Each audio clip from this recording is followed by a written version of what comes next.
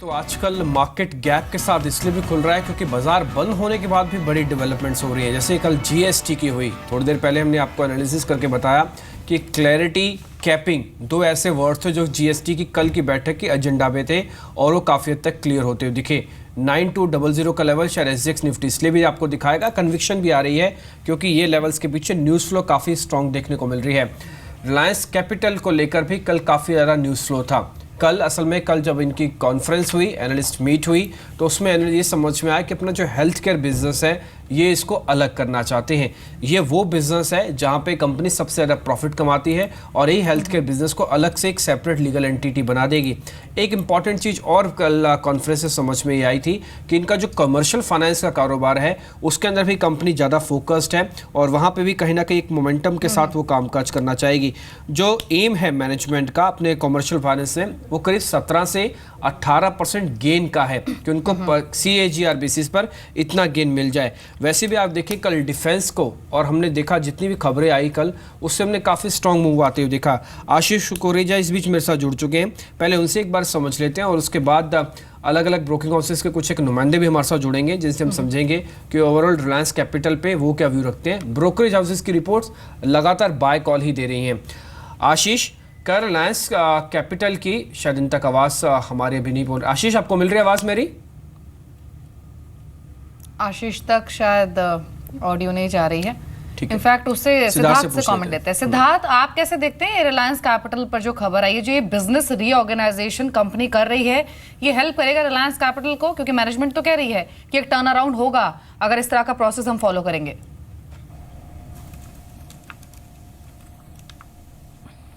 जी, management की बातें तो काफ़ी प्रॉमिसिंग लग रही है और हम मानते हैं कि लाइफ इंश्योरेंस बिजनेस में भी ये लोग टर्न अराउंड करना चाहते हैं। ये पिछले 1 साल से कर ही रहे हैं। होम फाइनेंस डिवीजन में जो बुक साइज़ है वो 10,000 करोड़ से 50,000 करोड़ की बात चल रही है। कोई सेगमेंट में ROEs को इम्प्रूव करने की बात चल रही है 17% तक। तो ओवरऑल स्पेस में रिलायंस कैपिटल पर रिस्ट्रक्चरिंग जो मैनेजमेंट का प्रॉमिस है वो मैं मानता हूँ कि बहुत ही इम्प्रेसिव है। बट अब देखते हैं कि आने वाले टाइम में कितना इम्प्लीमेंटेशन होता है। हालांकि हमारे कवरेज में नहीं, तो इस पर कोई रेटिंग या रिकमेंडेशन नहीं है। ठीक है आशीष, उम्मीद कर रहा हूँ आपको आवाज़ मिल रही होगी।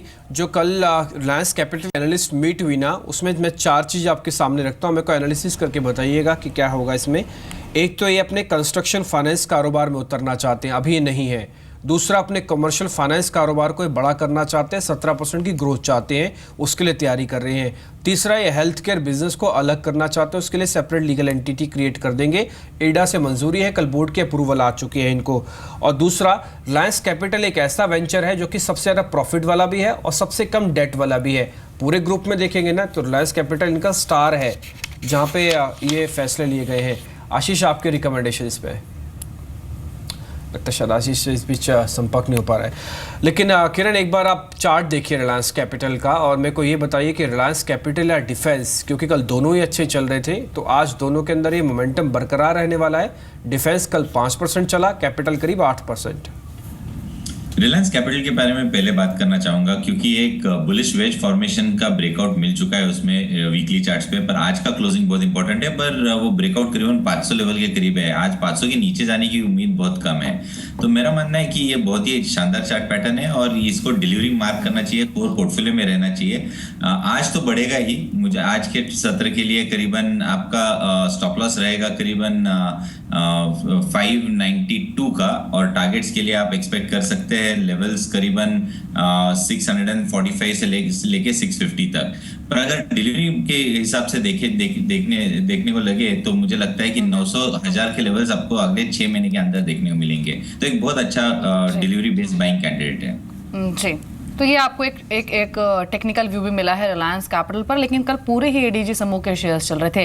रिलायंस कैपिटल पर अब एक और व्यू ले लेते हैं। हमारे साथ फोन लाइन पर हेतांग सिक्योरिटीज से संतोष सिंह मौजूद हैं। Santosh, good morning, welcome to Zee business. जो रिलायंस कैपिटल की एनालिस्ट मीट हुई है उसके की टेकअवेज आपने भी देखे होंगे, आपका एनालिसिस क्या कहता है? क्या कंपनी टर्न अराउंड कर पाएगी जो ये बिजनेस रीऑर्गेनाइज कर रही है? अब ये तो नहीं बोल सकते कंपनी टर्न अराउंड कर पाएगी कि नहीं कर पाएगी, बट डेफिनेटली मतलब एनालिस्ट मीट में इंप्रेशन आ रहा था कि they were working on different segments of the companies. So by appointing when there was a management reshuffle which is happening and bringing in new CEO, so there was a definitive the impression was definitely that काम चल रहा है on getting the companies to perform better. अच्छा संतोष, एक चीज़ जानना चाहते हैं, ये इनका जो कंस्ट्रक्शन फाइनेंस बिजनेस है जिसमें शायद वेंचर भी करना चाहेंगे, आगे बढ़ना चाहेंगे, ये कितना लुक्रेटिव आपको लग रहा है? अभी मैं उस पर तो कमेंट नहीं कर सकता। कंस्ट्रक्शन फाइनेंस बिजनेस में मतलब कंस्ट्रक्शन फाइनेंस बिजनेस ऐसा अच्छा बिजनेस है। अब देखिए, मतलब I can't comment on how liquidity it can be for Reliance Capital, but as such for companies who have done it well, it's a good business to be in. अच्छा, एक चीज़ आपसे और जानना है, ये हेल्थ केयर बिजनेस को ये थोड़ा अलग कर रहे हैं, ये कंपनी को ये डिवीज़न करने की ज़रूरत क्यों पड़ी? क्योंकि अभी कंबाइंड बिजनेस में भी कंपनी प्रॉफिटेबल वेंचर तो था ही और अच्छी रेटिंग भी मिल रही थी। एक्चुअली उन्होंने तो करार भी किया अपना इंश्योरेंस के लिए निपॉन के साथ। नहीं, हेल्थ इंश्योरेंस के अंदर निपॉन के साथ कोई डील नहीं है उनकी। हेल्थ इंश्योरेंस या फिर जनरल इंश्योरेंस में जो Nippon deal is in life insurance. Okay. और हेल्थ इंश्योरेंस के साथ में रेगुलेटरी आर्बिट्राज भी आ जाता है ना, because health insurance has been recognised as a separate venture where the bank assurance tie-up you can have different bank assurance tie-ups, so banking tie-ups will increase हो सकते हैं just because of health insurance being separate. जी संतोष, एक चीज़ और management ने ये भी कहा है कि जितने भी non yielding non core business हैं उनके, उससे वो एग्जिट करेंगे। अगर ऐसा कंपनी करती है तो क्या माना जाए कि जो बैलेंस शीट है कंपनी की वो थोड़ी डिलीवरेज होगी? हाँ, अगर कर पाते हैं तो डेफिनेटली एक बहुत बड़ा कंसर्न है इस कंपनी पे। अगर कर पाते हैं तो डेफिनेटली काफी पॉजिटिव होगा। ठीक है। अच्छा, तो आप री-रेट करेंगे स्टॉक को इन की टेकअवेज के बाद? उसके बारे में मैं नहीं बोल सकता। ठीक है। अच्छा, एक चीज़ मैं आपसे और समझना चाहता था, ये जो इन पे कुछ डेट की भी कल डिस्कस हुआ था इस मीट में? I don't remember. ठीक है, ऐसा शायद हुआ भी नहीं होगा क्योंकि कुछ इस तरह के पॉइंट्स सामने भी नहीं आए हैं। शुक्रिया आपका संतोष कर में जुड़ने के लिए।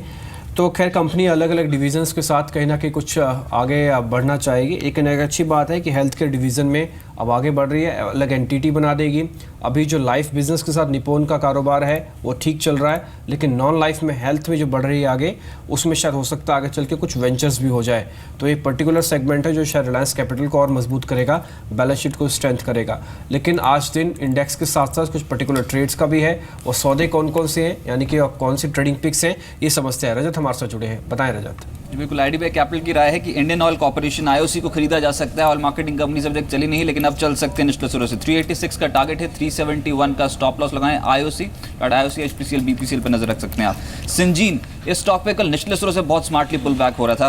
543 का नेक्स्ट टारगेट आईडीबीआई कैपिटल मान रहा है। 516 का एक स्टॉप लॉस इस ट्रेड पे लगाना होगा। चॉइस ब्रोकिंग के रडार पर है आज नितिन फायर। देखिए, ये भी लगातार टूट रहा था स्ट्रक्चर, 12 दिनों का डेटा खराब है, लेकिन कल के सत्र में पलटा और 26 रुपए का नेक्स्ट पॉसिबल टारगेट वो समझते हैं कि स्टॉक पे आ सकता है। एक स्टॉप लॉस नितिन फायर पे लगाना होगा। स्वान एनर्जी एक और स्टॉक जिसपे चॉइस ब्रोकिंग पॉजिटिव है, 170 का टारगेट है। 152 का स्टॉप लॉस इस ट्रेड पे लगाएं। इन्वेस्टर पॉइंट की 2 पिक्स आई हैं आज खरीदारी की। पहला है एप्टेक, जो कल के सत्र में आउट परफॉर्म कर रहा था, आज इसका टारगेट है 251, स्टॉप लॉस 235।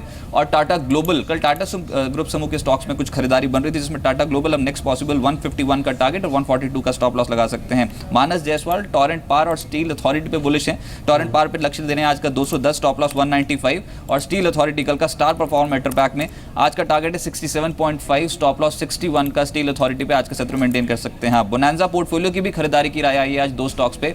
पहला स्टॉक है एशियन पेंट्स, इस सीरीज का आउट परफॉर्मर है और अब 1100 के पार जा सकता है। 1110 एग्जैक्टली आज का टारगेट है। 1072 का एक स्टॉप लॉस लगाना होगा। और आखिरी कॉल है बीएमएल, बहुत स्ट्रांगली और स्मार्टली गेन कर रहा है डेरिवेटिव में, इसमें जरूर फोकस करें। बोनांजा पोर्टफोलियो आज लक्ष्य ले रहा है 1365 का और स्टॉप लॉस 1310 का इस ट्रेड पे मेंटेन कर सकते हैं। ठीक है। बीएमएल आपको 1365 के टारगेट के लिए, उसमें कुछ एक ऐसे शेयर्स भी हैं जो कहीं ना कहीं ये कह सकते हैं कि थेमेटिक अप्रोच के साथ अच्छे चल रहे हैं।